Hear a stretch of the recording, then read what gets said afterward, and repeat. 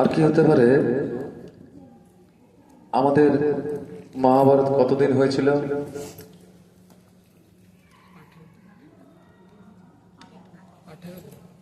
18 দিন ধরে মহাভারতের যুদ্ধ হচ্ছিল।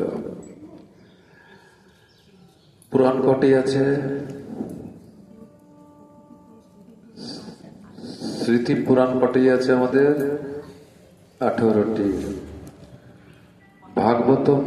ভাগবতের শ্লোক কতগুলো আছে বলুন? 18,000।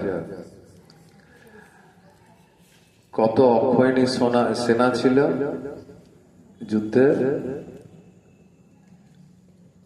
11 সাথে 18 অক্ষয়ণী। গীতার কতগুলো অধ্যায় আছে? 18টা। 700 শ্লোক, 18টি অধ্যায়। এগুলো আমাদের মনে রাখতে হবে। কেন গীতার ক্লাস করছেন, মাটিতে বসবেন আপনি, মাটিতে না না ঠিক না, ঠিক না, সেগুলো সামনে চলে 18টি। হ্যাঁ, 18,000 শ্লোক আছে ভাগবতে। সেনা ছিল 18 অক্ষয়ণী মহাভারতে। মহাভারত হয়েছিল 18 দিন ধরে। গীতা অধ্যায় আছে কটা? 18টা। সব 18টা। এত সব আছে, কিন্তু সবগুলোর অক্ষর হচ্ছে 18। ঠিক তো? সেরকম গীতারও 18টি নাম আছে। কটা নাম আছে? 18টি। আমরা জানি না, আমিও জানতাম না। আমি সেই মহাত্মাদের কথা শুনে শুনে আর কিছু পদ্ম পুরাণ থেকে নোট করে করে লিখে রাখি হবে। আমি বলবো, গঙ্গা, গীতা, সাবিত্রী, সীতা, সত্যা, প্রদীপতা, ব্রহ্মবলী, ব্রহ্মবিদ্যা, ত্রিসন্ধ্যা, মুক্তিদিনী, অর্ধমাত্রা, ত্রিসন্ধ্যা, ভগবতী, ভ্রান্তি নাশিনী, বেদের দই, পরানন্দা, তথার্থ জ্ঞান। খুব সুন্দর। তো আমাদের খুব ভালো লাগলো যে আপনি এটা মনে রেখেছেন। তো বলছে যদি গীতার এই 18টি নাম আমরা ডেলি করতে পারি তাহলে কি হতে পারে?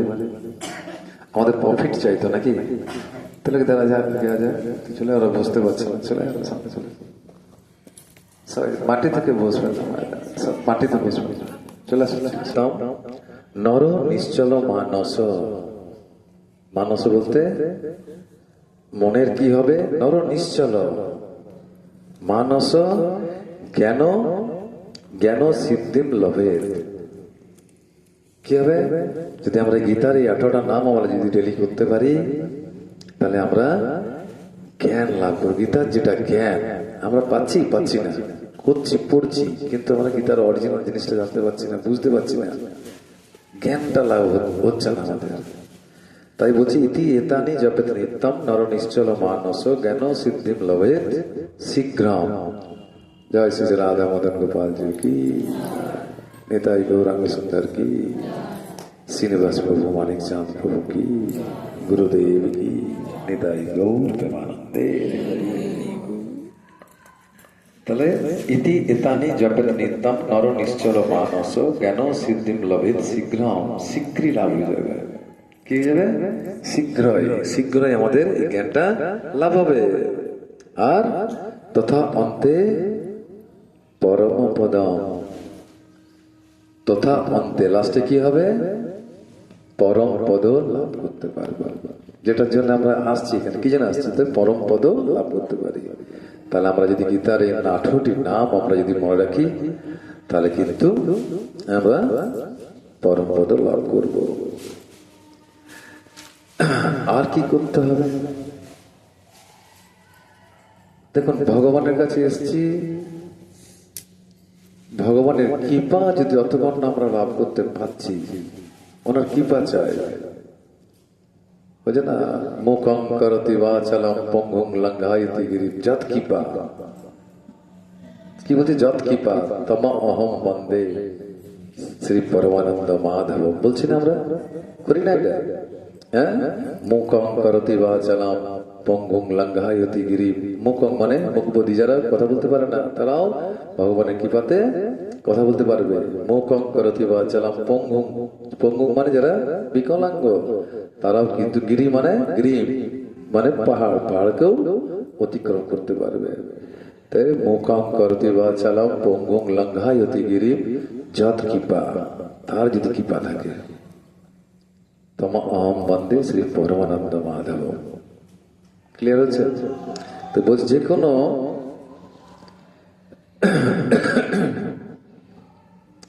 কোনো সাধু মহাত্মারা যে উপদেশগুলো দিচ্ছেন আমাদেরকে, সেই উপদেশগুলো কেন দিচ্ছেন তিনি? কেন দিচ্ছেন? আমাদেরকে কৃপা করার জন্য। কোন সাধু বলুন, মহাত্মা ধরুন, গুরু মহারাজ বলুন, যে উপদেশ দিচ্ছেন সেটা কিন্তু আমাদের উপরে কৃপা করছেন। এই যে মদন গোপাল এটা দিয়েছেন ব্যাসদেব রূপে এসে পরে আমাদেরকে কৃপা করার জন্য। কারণ তিনি জানেন এরপরে কলিযুগ আসছে, তারা বদ্ধ অবস্থা থাকবে। কারণ কলিযুগে নাই হয়, কলিযুগে নাই হয়, কলিযুগে জীবের নাই হয় কৃষ্ণ সত্য জ্ঞান। কৃষ্ণ সত্য জ্ঞানটা তার থাকবে না। যারা কলিযুগে জন্মগ্রহণ করে তাদের কৃষ্ণ সত্য জ্ঞানটা থাকবে না। হ্যাঁ, কলিযুগে নাই হয় জীবের, কলিযুগে নাই হয় কৃষ্ণ সত্য জ্ঞান। জীবের কৃপায় কইলা কৃষ্ণ, জীবের কৃপায়, আমাদের কৃপার জন্য কি করলেন তিনি? জীবের কৃপায় কইলা কৃষ্ণ বেদ আবার পুরাণ, বেদ আর পুরাণ তিনি ব্যবস্থা করে দিলেন। কিসের জন্য এটা? কৃপা, কৃপা। তো বলছে এই যে অন্ধন রূপ গোস্বামী, রূপ গোস্বামীর প্রতি কার কৃপা হয়েছিল? রূপ গোস্বামীর প্রতি কৃপা হয়েছিল কার? স্বয়ং ভগবান গৌরাঙ্গ সুন্দরের। তিনি কি করলেন? দশেশ্বর ঘাট আছে, সেখানে নিয়ে গেলেন। দশেশ্বর ঘাটে তিনি প্রথমে কি করলেন? কৃপা করলেন। কাকে কৃপা করলেন? রূপ গোস্বামীকে। তবেই রূপ গোস্বামী সবকিছু জানতে পারলেন। তো আমরা যে গীতার 18টা অধ্যায় আছে, এই 18টা অধ্যায়ে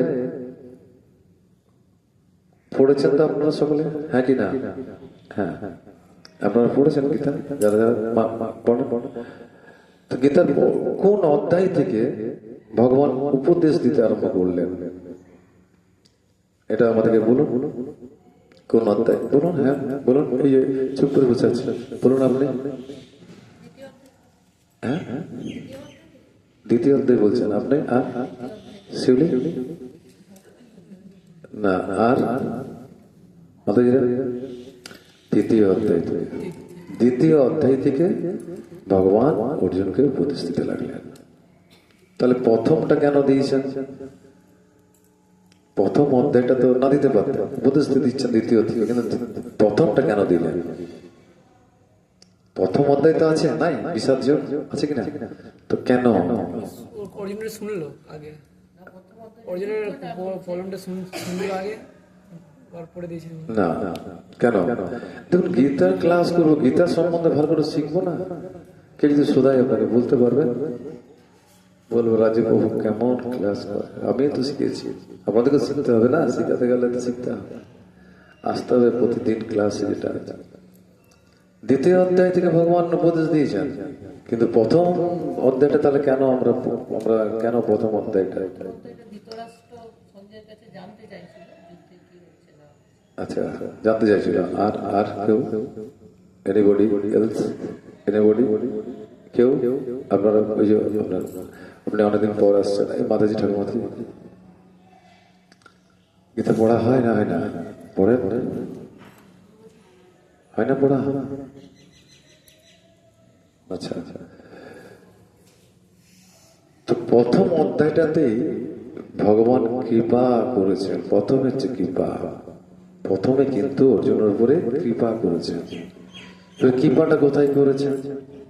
শ্লোকে আপনারা পড়েছেন, যারা পড়েছেন তারা জানতে পেরেছেন কোথায় গোবিন্দ অর্জুনকে কৃপা করছেন?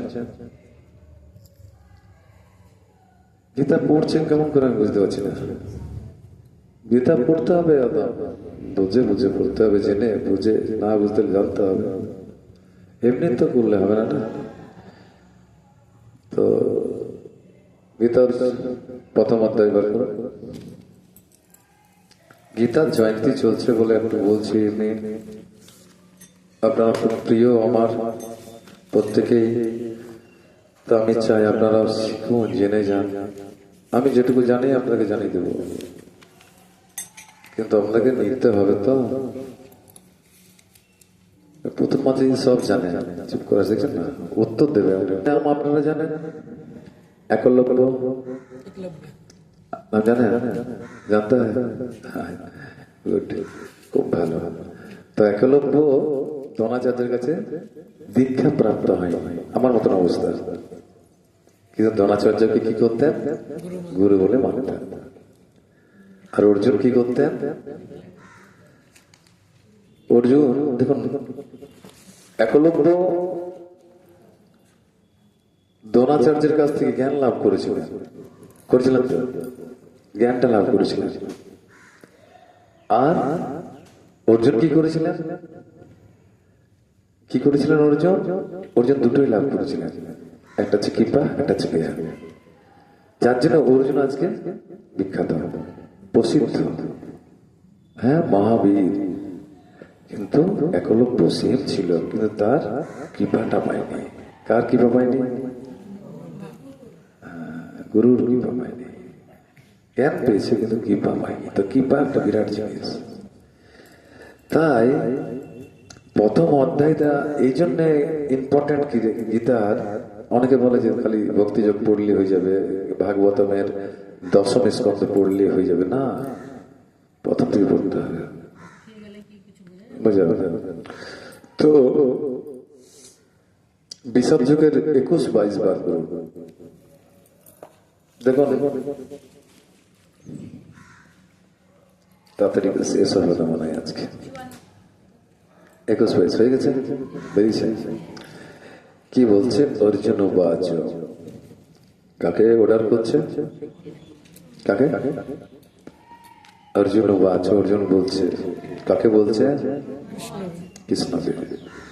সেনয় উভয় মধ্যে রথম স্থাপয় মে অচ্যুত যাবৎ এতান নিরীক্ষে অহম যুদ্ধ কামান অবস্থিতান কই ময়া সহ যুদ্ধব্যম অস্মিন রণ সমুদ্যমে। দিয়েছেন না? দুটো শ্লোক আছে, 22। তো ভগবানকে বলছেন অর্জুন যে কৃষ্ণ অচ্যুত, তুমি আমার রথকে দুই সৈন্যের মাঝে মাঝে আমাকে নিয়ে চলো। কিন্তু কৃষ্ণের অতি প্রিয় ছিল কে? অর্জুন। কিন্তু ভগবান চাইছে অর্জুনকে জ্ঞান দান করতে, কিন্তু পজিশন পাচ্ছে না, কোনখানে দেবো, কোনখানে জ্ঞানটা দেবো, হ্যাঁ, পয়েন্ট পাচ্ছে না, কোনখানে গীতার কথাগুলো জানাবো। তখন কিন্তু অর্জুন রেডি, তীর নিয়ে একদম, যে সামনে আসবে উড়ে যাবে। কৃষ্ণ কি করলেন? সে নয় উভয় মধ্যে, কিন্তু ভগবান দাঁড় করালো না রথটাকে। রথটাকে কোথায় দাঁড় করলো? ভীষ্ম, কৃপাচার্য, দ্রোণাচার্য, এদের সামনে দাঁড় করে দিল। কোথায় বললো? দাঁড় করাতে দুই সৈন্যের মাঝখানে। কিন্তু কৃষ্ণ কোথায় নিয়ে গেলেন? যেখানে ভীষ্ম পিতামহ, কৃপাচার্য, দ্রোণাচার্য, গুরুদেব, যার কোলে বড় হয়েছে, পিতামহ, তার সামনে দাঁড় করে দিল। চেক করছে ভগবান, দেখি মোহটা কতটা আছে। তখন কিন্তু রেডি, যদি কোনো মতে দুর্যোধনের সামনে দাঁড় করিয়ে দিত তো দুর্যোধন একদম ফটো হয়ে যেত, একদম উড়িয়ে দিত একদম। কিন্তু কৃষ্ণ কি করলো? রথটা নিয়ে গেল, কিন্তু নিয়ে কোথায় রাখলো?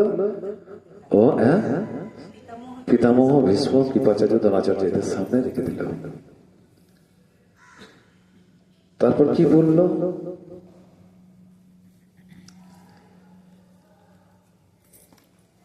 নিয়ে রাখার পর কি বলছে?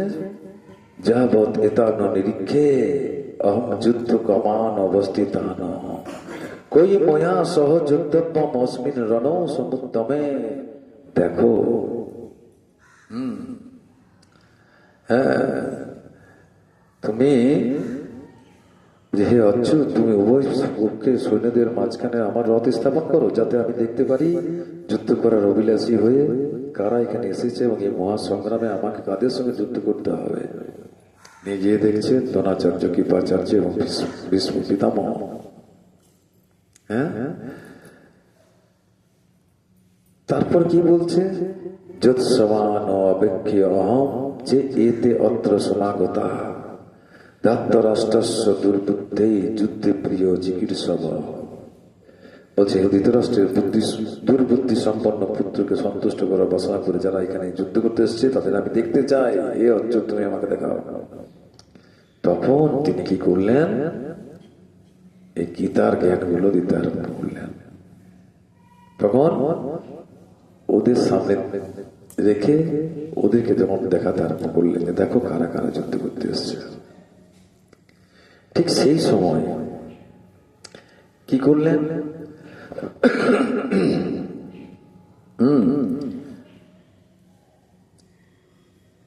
তিনি আর কি করলেন, তারপরেই বলছেন, ভগবান দেখিয়ে দিচ্ছেন অর্জুনকে, ভীষ্ম দ্রোণ প্রমুখতঃ 25 নম্বর শ্লোক, সর্বেষাম চ মহিংখিতা উবাচ পার্থ। পার্থ কেন বলেছে, পিতাকার নাম অর্জুনের নাম নয়, কুন্তি দেবীর নাম পিতা, তাই তাকে পার্থ বলে ডাকত। ভীষ্ম দ্রোণ প্রমুখতঃ সর্বেষাম চ মহিংখিতাম উবাচ পার্থ পুষ্য এতান সমবেতান কুরুন ইতি। কুরু,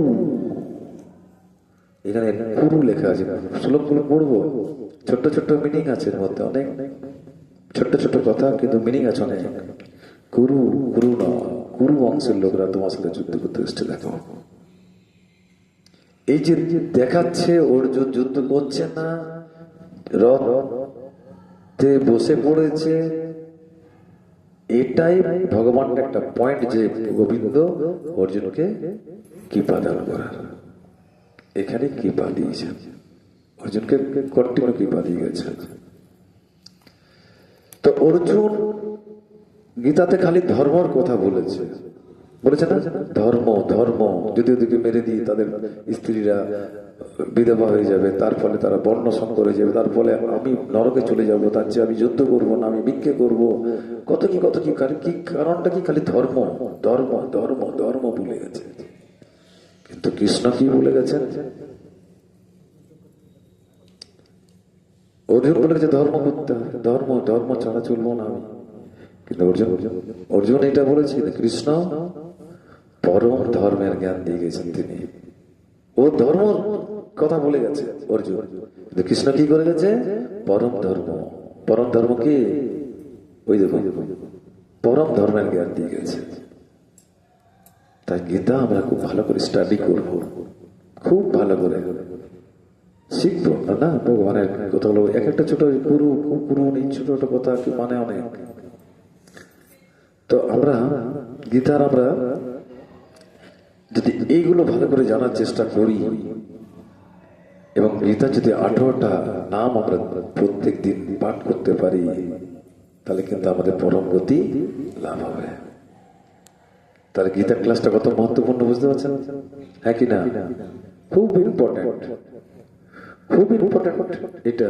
গীতা ছাড়া হবে না, কারণ ধর্মের আধ্যাত্ম চেতনার 3টি চোখ আছে। কি কি?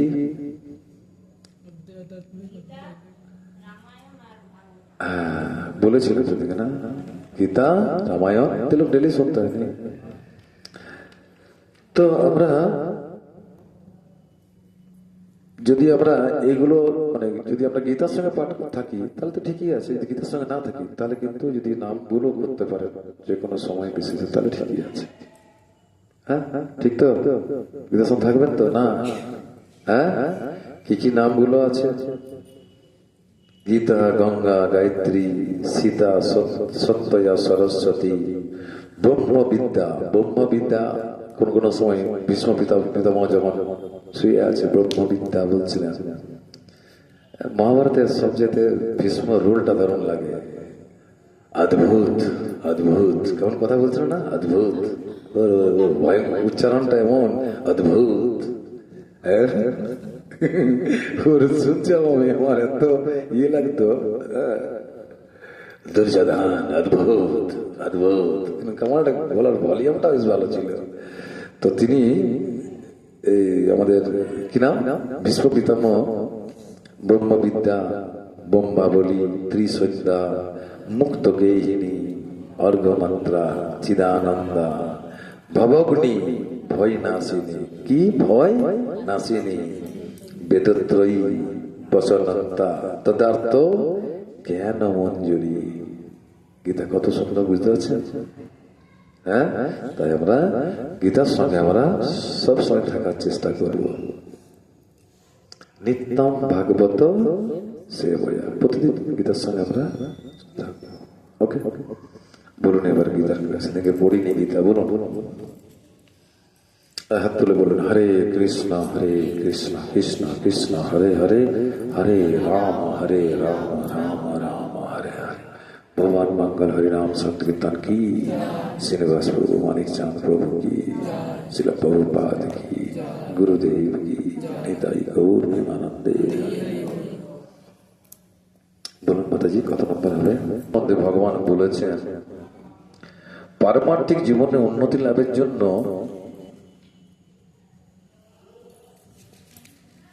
এই জ্ঞানগুলো দরকার। তো এখানে বলছে অমানিত্য, এগুলো সবগুলো দিয়েছে, একটা একটা করে তার মানে আছে, একটা একটা করে তার ব্যাখ্যা এখানে প্রভুপাদ দিয়েছেন। কি কি? অমানিত্য, তার অর্থ হচ্ছে যে অপরের কাছ থেকে সম্মান লাভের আকাঙ্ক্ষা করে আত্মতৃপ্তির জন্য উদ্বিগ্ন না হওয়া। যেমন কেউ আছে, যেমন আমি যাবো, পাঠ দেবো, কত নাম করবে আমার, এই জিনিস থাকা চলবে না। তাহলে কৃষ্ণ ভক্তি হবে না, কৃষ্ণের কাছে স্থান নেই তার। অমানি না মানদেন কীর্তনিয়া সদা হরি, করি না? তো অমানিত্যের অর্থ হচ্ছে যে অপরের কাছ থেকে সম্মান লাভের আকাঙ্ক্ষা করে আত্মতৃপ্তির জন্য উদ্বিগ্ন না হওয়া। বৈশ্বিক জীবনে আমরা অপরের কাছ থেকে মান সম্মান পাওয়ার জন্য খুব আগ্রহী হই, কিন্তু যিনি পূর্ণ জ্ঞান লাভ করছেন তিনি উপলব্ধি করতে পেরেছেন যে তার জড়শক্তি তার স্বরূপ নয়।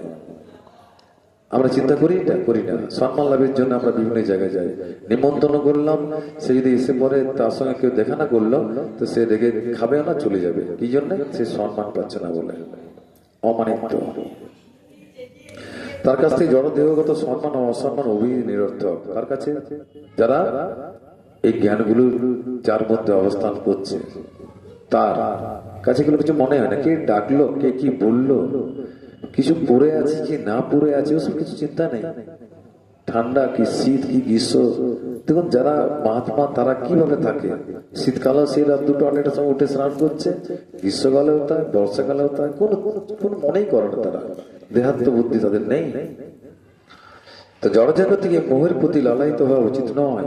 মানুষ তার ধর্মের মাধ্যমে খ্যাতি অর্জন করতে অত্যন্ত আগ্রহী, এবং পরিণামে অনেক সময় দেখা যায় যে ধর্মের উদ্দেশ্য সম্বন্ধে অবগত না হয়ে সে কোনো দলভুক্ত হয়ে পড়ে এবং যথাযথভাবে ধর্মের নীতিগুলিকে অনুসরণ না করে সে নিজেকে ধর্মের কর্ণধার বলে প্রচার করতে থাকে। কেউ কিছু করছেই না, অথচ বলছে আমি অনেক কিছু করছি। না, চলবে না। পারমার্থিক তত্ত্বজ্ঞান লাভে যে কে কতটা উন্নতি সাধন করছে তা এই সমস্ত বিষয়গুলির মাধ্যমে বিচার করা উচিত। পারমার্থিক উন্নতিতে কে বড়, পারমার্থিক উন্নতি কার হয়েছে, সেগুলো কিন্তু এইগুলোর মধ্যে পাওয়া যাবে।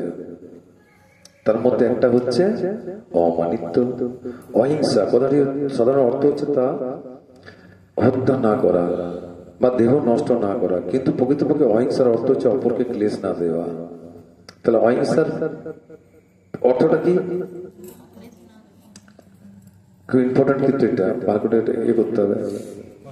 ক্লেশ, কষ্ট না দেওয়া। কষ্ট দেওয়া চলবে না। অজ্ঞানতার প্রভাবে সাধারণ মানুষ জড়জাগতিক জীবনে আবদ্ধ হয়ে পড়ে এবং তাই তারা নিরন্তর সংসার দুঃখ ভোগ করছে। সুতরাং মানুষকে যদি পারমার্থিক জ্ঞানের স্তরে উন্নতি না করা হয় তাহলে হিংসার আচরণ করা হয়। এটুকু আমরা মহাত্মাদের কাছ থেকে জানতে পেরেছিলাম যে যদি কোনো জীবকে হত্যা করে দেওয়া হয় তো জোর করে যদি হত্যা করে দেওয়া হয়, কেউ তো আঘাত পেতে চায় কি চায় না, যদি কাউকে আঘাত করে হত্যা করা হয় সেক্ষেত্রে কি হয়? তাকে পাঠানো হয়েছে কি জন্য পৃথিবীতে? সংশোধন শুধরাতে পাঠিয়েছে তাকে, সংশোধিত হয়ে আসতে বলেছে। হ্যাঁ, তো সংশোধিত হয়ে আসতে বলেছে, তো তার আগে যদি তাকে হত্যা করে দেওয়া হয় তো তার কি ক্ষতি হতে পারে জানেন? আমিও পাঠে শ্রবণ করেছি যে তার কি হত্যা হতে পারে, তার কি ক্ষতি হতে পারে, কি ক্ষতি হতে পারে, কি ক্ষতি হতে পারে?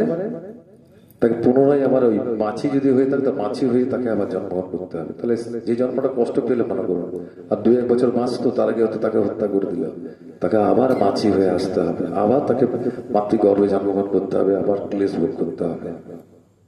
তো এর পানিশমেন্ট কিন্তু ভগবান যে হত্যা তাকে যেতে পাবেই।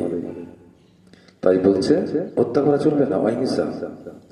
তাছাড়া নিরন্তর সংসার দুঃখ ভোগ করছে, সুতরাং মানুষ যদি পারমার্থিক জ্ঞানের স্তরে উন্নীত না করা হয় তাহলে হিংসার আচরণ করা হয়। তাহলে কি দেখুন আরেকটা হিংসা বলছে, কি হিংসা? আরেকটা কি হিংসা? শুধু হত্যা করাটা হিংসা ঠিক আছে, আরেকটা হিংসা হচ্ছে কি? মাতাজিরা চুপ করে বসে থাকলে হবে না, বলুন বলুন। আরেকটা হিংসা কি? হ্যাঁ, না ওটা তো ঠিক আছে, ক্লেশ দেওয়া চলবে না, হত্যা করা চলবে না, ক্লেশ দেওয়া চলবে না। আরেকটা কথা, আরেকটা হিংসা হচ্ছে, না আরেকটা হিংসা হচ্ছে প্রত্যেকটা জীবকে, মনুষ্য জীবকে কৃষ্ণের কাছে এনে দেওয়া। যদি না এনে দেওয়া হয় হিংসা হয়ে যাচ্ছে।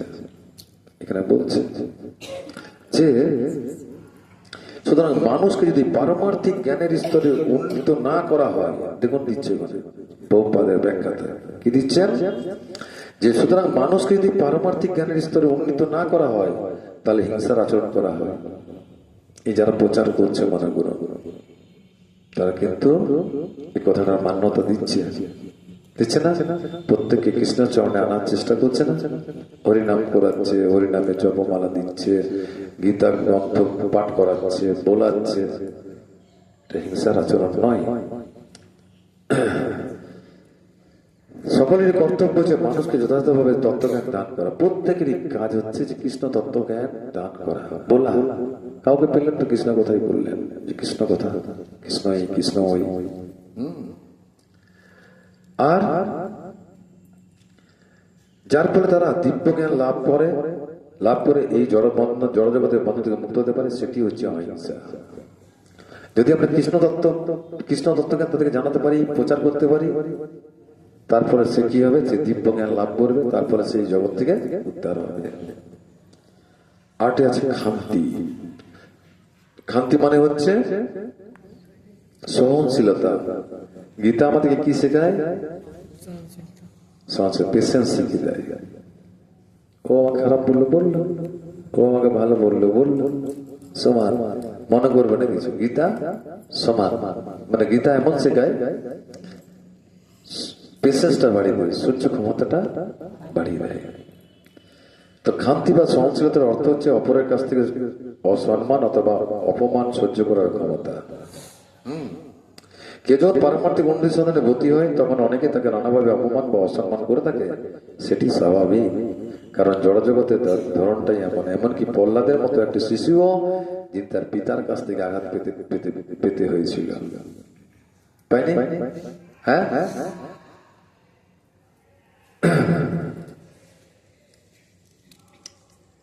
তখন তার বাবাই এই ভক্তির পথে সবচেয়ে বড় শত্রু হয়ে দাঁড়িয়েছিল এবং নানাভাবে তারা অনিষ্ট করার চেষ্টা করেছিলেন। এমনকি নানাভাবে তাকে হত্যা করার প্রচেষ্টা করেছে, কিন্তু প্রহ্লাদ তার সমস্ত অত্যাচার সহ্য করেছেন। সুতরাং পারমার্থিক জীবনে অগ্রসর হতে হলে নানা রকম প্রতিবন্ধক আসতে পারে, কিন্তু সেগুলি সহ্য করতে হবে এবং দৃঢ় সংকল্প নিয়ে এগিয়ে চলতে হবে। আসবে এগুলো, আসবে না? এই তো মাস থেকে পরীক্ষা চলছে, তোদের পরীক্ষা চলছে না? কেন পরীক্ষা দিচ্ছিস তোরা? পরের ক্লাসে উঠবার জন্য। ঠিক তাই, আমাদের কাছে পরীক্ষা হচ্ছে ওইটা বাধা। কৃষ্ণ কথা শুনতে যাচ্ছিস, পড়গা, ঘরে টিভি দেখ, খেলা দেখ, সিরিয়াল দেখ, রান্না কর, বাধা। আমি পরীক্ষা না দিয়ে উঠবো কি করে উপরে? এইগুলোকে অতিক্রম করতে হবে, এগোতে হবে। হ্যাঁ, আসবে, এগুলো আসবে না? পরীক্ষা তো দিতেই হবে। এক্সাম মাস্ট বি, একদম দেনে হবে। হ্যাঁ, তাই আমাদের কাছে পরীক্ষা এগুলো। আর কি সরলতা, সরলতার অর্থ হচ্ছে কূটনীতি না করে নিষ্কপট হওয়া, যাতে শত্রুর কাছেও যথার্থ সত্য খুলে বলা যায়। সেই জন্য গুরু গ্রহণ করা একান্ত প্রয়োজন, কারণ সদ্গুরুর কাছ থেকে শিক্ষা লাভ না করলে পারমার্থিক জীবনে অগ্রসর হওয়া যায় না। নম্রতা ও বিনয়ের সঙ্গে সদ্গুরুর সমীপবর্তিত হতে হয় এবং সর্বতভাবে তার সেবা করতে হয়, যাতে তার প্রসন্নতা সাধনের মাধ্যমে তার আশীর্বাদ লাভ করা যায়। সদ্গুরু হচ্ছেন শ্রীকৃষ্ণের প্রতিনিধি। তিনি যদি তার শিষ্যকে কৃপা করেন, তাহলে তার শিষ্য সমস্ত শাস্ত্র বিধির অনুশীলন না করে তৎক্ষণাৎ প্রভুত্ব উন্নতি লাভ করতে পারেন, অথবা যিনি নিষ্কপটে শ্রী গুরুদেবের সেবা করছেন, পারমার্থিক বিধি নিষেধগুলি তার কাছে অত্যন্ত সরল হয়ে যায়। কখন হয়? যখন শেষ নিষ্কপট হয়ে গুরুদেবের সেবা করে। ঠিক, পারমার্থিক জীবন উন্নতি লাভের জন্য শৌচ অত্যন্ত প্রয়োজন। শৌচ, ভগবানের মন্দিরে যাবেন, ভালো কাপড় টাপড় পরে যাবেন না, স্নান করবেন না, চলবে না। শৌচ দরকার আছে। শৌচ দুই রকমের, বাইরের ও অন্তরের। আমরা বাইরে দেখাচ্ছি শৌচ, কিন্তু ভিতরে কাজ করছি না। নামটাই যে পরিষ্কার হবে সেটাই করছি না। সবার নাম হয়, কমলা নাম হয় মাতাজি, কমলা নাম হয়, কমলা হয়। বলুন, সময় চলে যাচ্ছে। চুপ করে থাকলে জানবো ষোলমালা হচ্ছে, আর যদি বলেন তাহলে জানবো যে কম হচ্ছে। বলুন, ষোলমালা আর সবারই মাতাজি ষোলমালা হয়। চুপ করে আছেন, মনে হচ্ছে না হচ্ছে। একটা লোক ছিল, বুঝলেন, একটা মাতাল ছিল। তো আমার ভাই, তুই কোন কোন দিন মদ খাস, কোন কোন দিন খাস না? বলছি, প্রভু আমি যেদিন সূর্য উঠে সেদিনকে খাই, আর যেদিন বৃষ্টি হয় সেদিনকে খাই। ওই দুদিন খাই। যেদিন সূর্য উঠে সেদিনকে খাই, আর যেদিনকে বৃষ্টি পড়ে সেদিনকে খাই। তো কোন দিনটা মানবে? প্রতিদিন তো সূর্য ওঠে। তো সেরকম কোনো দিন জট করি, কোনো দিন করতে পারি না। না, আমাদেরকে একটা দৃঢ় সংকল্প রাখতে হবে, একদম।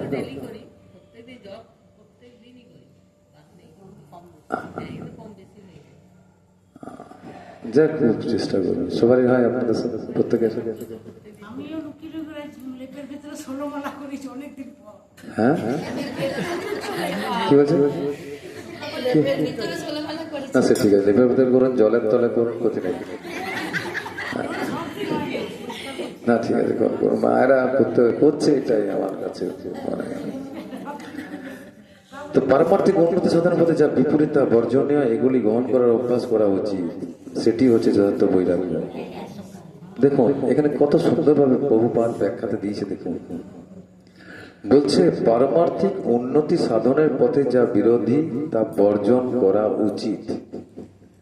অনেকে বলছে আমার জব হয় না, ছেলে এসেছিল প্রভু, তাহলে বিপরীত হয়ে গেল। কৃষ্ণের রিকোয়েস্ট হচ্ছে, ছেলে এসছে কাজ করবে, আমি জবটা করে নেব। হ্যাঁ, না, তার থেকে লেপের তলে জব করা ভালো। ঠিক,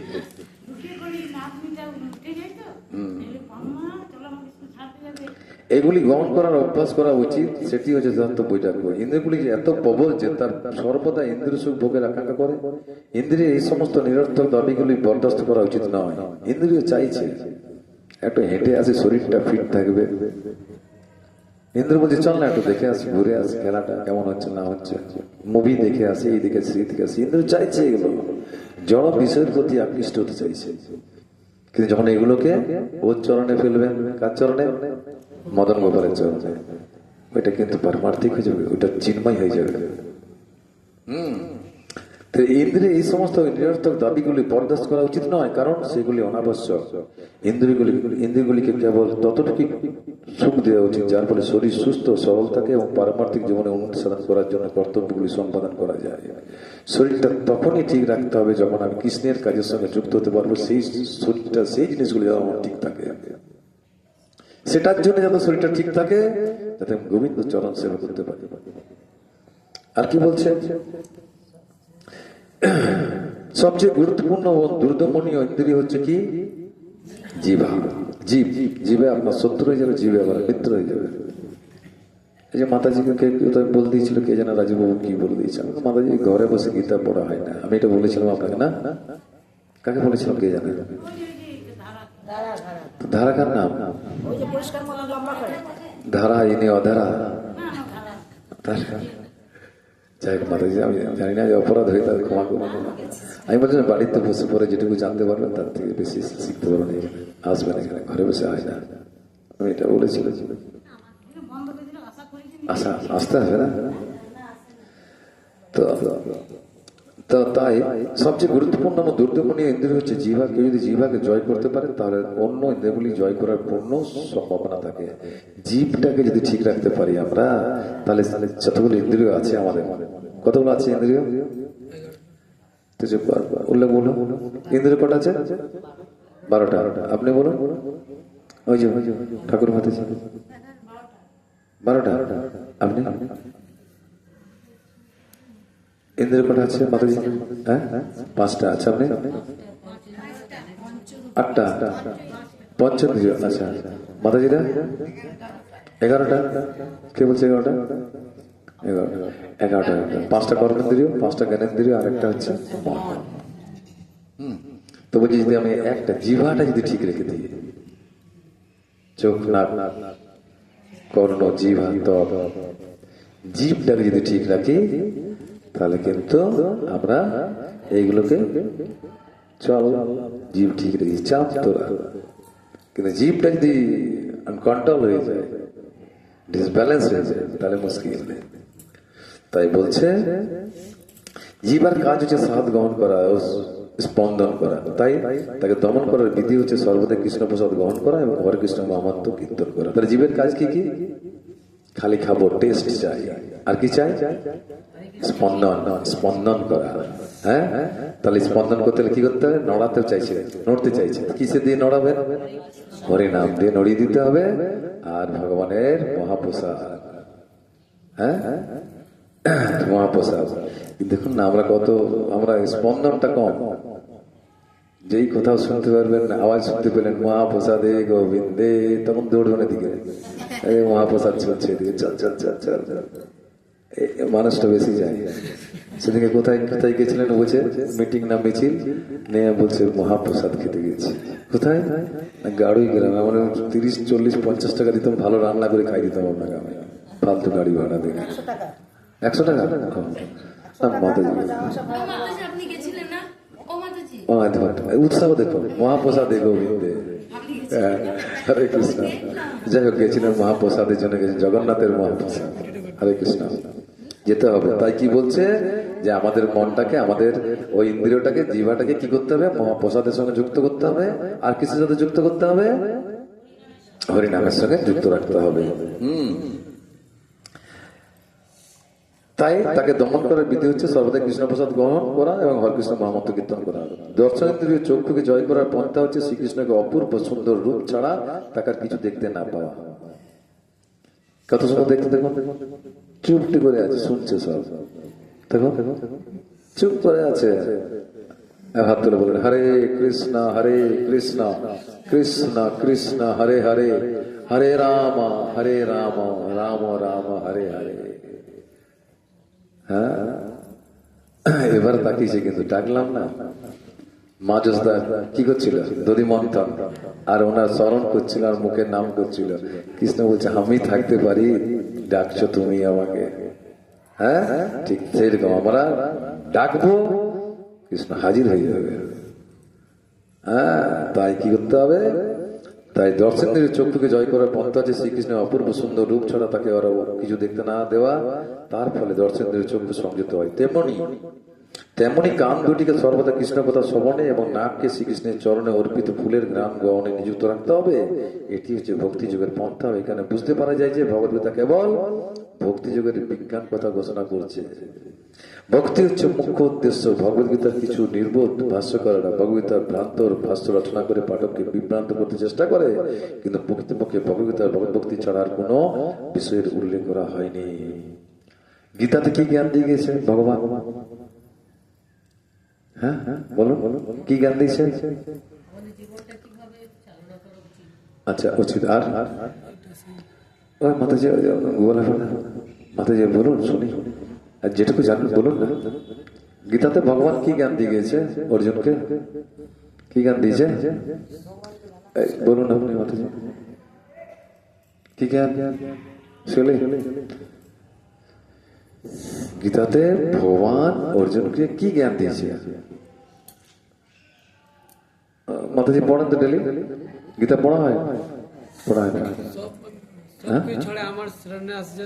আচ্ছা ওইটা দিয়েছে। আর আপনারা? আচ্ছা মোহ কাটবে মাতাজি, কৃষ্ণা মাতাজি। গীতাতে ভগবান জ্ঞান দিয়েছেন, কি জ্ঞান? কিভাবে কর্তব্য করতে হয়, কর্তব্য করিয়েছেন ভগবান। অনেকে বলে যে কৃষ্ণ নাকি অর্জুনকে যুদ্ধ করতে শিখিয়েছে, যুদ্ধ করতে উপদেশ দিয়েছে না, কর্তব্য করতে উপদেশ দিয়েছে। ক্ষত্রিয়ের কর্তব্য কি, বৈশ্যের কর্তব্য কি, ব্রাহ্মণের কর্তব্য কি। যদি আমিও থাকতাম ভগবানের সামনে, আমাকেও সেই জ্ঞানটা দিত, যে জ্ঞানটা আমার কর্তব্যের মধ্যে পড়ে। কর্তব্য করতে শিখিয়েছে। এখানে অনেক কাস্ট আছে, বিভিন্ন ব্রাহ্মণ, ক্ষত্রিয়, বৈশ্য, শূদ্র আছে, প্রত্যেকের কর্তব্য আছে না? কর্তব্য করতে শিখিয়েছে। কি কর্তব্য? কি কর্তব্য করতে? কি যে পড়েছেন আপনারা, কি জানেন? হ্যাঁ, ধর্ম বলতে না, ধর্মস্তু ভগবান স্বয়ং, ধর্মটা ভগবান। তার প্রমাণ দেখুন না। খ্রিস্টানদের গ্রন্থ, ধর্মগ্রন্থের নাম বাইবেল। কে লিখেছে এটা? জিসাস। আর আমাদের মুসলিমদের কোরআন। ওগুলো জিসাস কি বলছে? আমি তোমার সন্তান।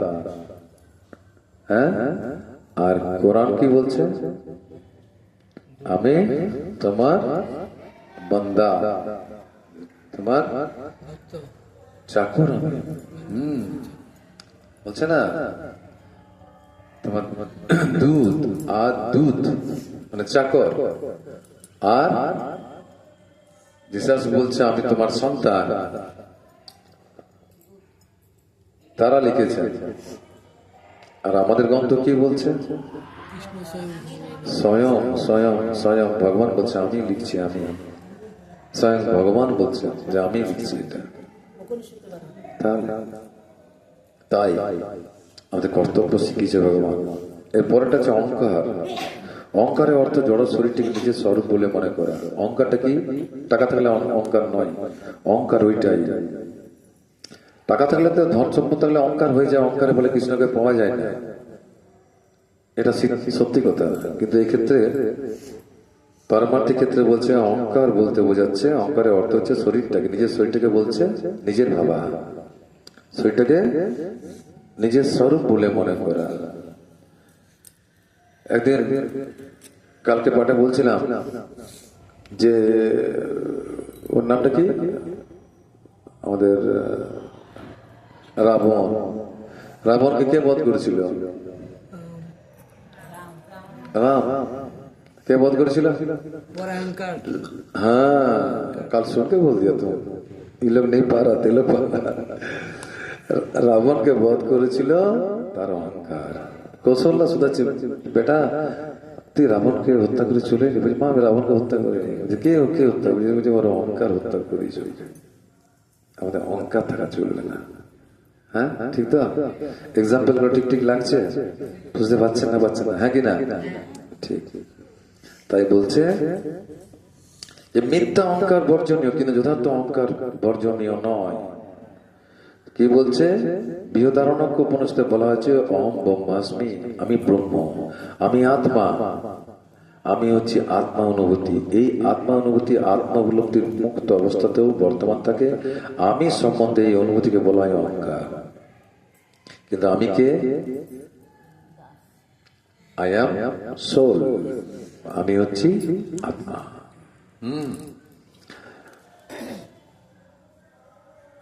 আমি সম্বন্ধে এই অনুভূতিকে বলা হয় অহংকার, কিন্তু এই আত্মানুভূতি যখন বাস্তব বস্তুতে তা আত্মাতে প্রয়োগ হয় তখন সেটি হচ্ছে যথার্থ অহংকার। তাহলে বাস্তবে আত্মাতে পরিণত করার পন্থাটা আমাদেরকে শিখতে হবে। এটাতে আজকে শেষ করবো, এটা শুনে নেন ভালো করে। বলছে এখানে যে আত্মা অনুভূতি, আত্মা উপলব্ধির মুক্ত অবস্থাতে বর্তমান থেকে আমি সম্বন্ধে এই অনুভূতিকে বলা হয় অহংকার, কিন্তু এই আত্মা অনুভূতি যখন বাস্তব বস্তুতে আত্মাতে প্রয়োগ হয় তখন সেটি হচ্ছে যথার্থ অহংকার। তাহলে যথার্থ অহংকার আমাদের রাখতে হবে। অহংকার থাকুক আমাদের। কি অহংকার? কি অহংকার? আমি হচ্ছি জীবের স্বরূপ হয় কৃষ্ণ নিত্য দাস। এইটা অহংকার করতে হবে। আমি তার দাস। কার কাজ করব আমি? কার সেবা করব আমি? ভগবানের সেবা করব। এইটা আমাদেরকে মনে রেখে চলতে হবে, তবেই কিন্তু অহংকার। আমার বড় বিল্ডিং আছে, আমার 30 বিঘা জমি আছে না, হ্যাঁ, আমাদের ওইটাই অহংকার। আমি হচ্ছি কৃষ্ণের দাস। যেমন একে ডেলি বলছি আমি, ছেলে চুলটা কাটবি, চুলটা কাটবি। কৃষ্ণের ভক্ত তোরা, ও বাবার দাস হয়ে যাচ্ছে। সেই আজকে টাইম আছে, আজকে তো বৃহস্পতিবার, আজকে টাইম, ও আজ বৃহস্পতিবার, আজকে টাইম আছে, কাল থেকে টাইম ও প্রচারে চলে যাচ্ছে। দিনে পৌঁছে রাতে পাঠ। ওরে সেলুন বালাকে তোর কাছে পাঠাবো আমি, বল না কবে চুলটা ছুড়বি।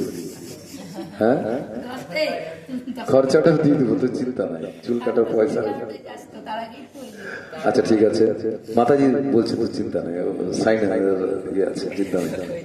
কিন্তু কি বলছে, আমাদের অহংকার বর্জন করা উচিত, কিন্তু আমাদের এই অহংকার আমরা ত্যাগ করতে পারি না, কারণ অহংকার হচ্ছে আমাদের পরিচয়। তবে অবশ্য জড় দেহ নিয়ে নয়, দেহ নিয়ে পরিচয়, যে পরিচয় তা পরিত্যাগ করতে হবে। দেহ নিয়ে যেটা পরিচয় সেটা ছাড়তে হবে। আমি হচ্ছি আত্মা, আমি হচ্ছি আত্মা। এর পরের দিনে জন্ম মৃত্যু জরা ব্যাধি নিয়ে কথা হবে। হাত তুলে বলবেন হরে কৃষ্ণ হরে কৃষ্ণ কৃষ্ণ কৃষ্ণ হরে হরে, হরে রাম রাম রাম হরে হরে। ভুবন मंगल हरि नाम संकीर्तन की, श्रीनिवास प्रभु मानिक चांद प्रभु की, शिल प्रभुपाद की, गुरुदेव की, निताई गौर प्रेमानंदे। चलो उल्टा नाम बजाओ।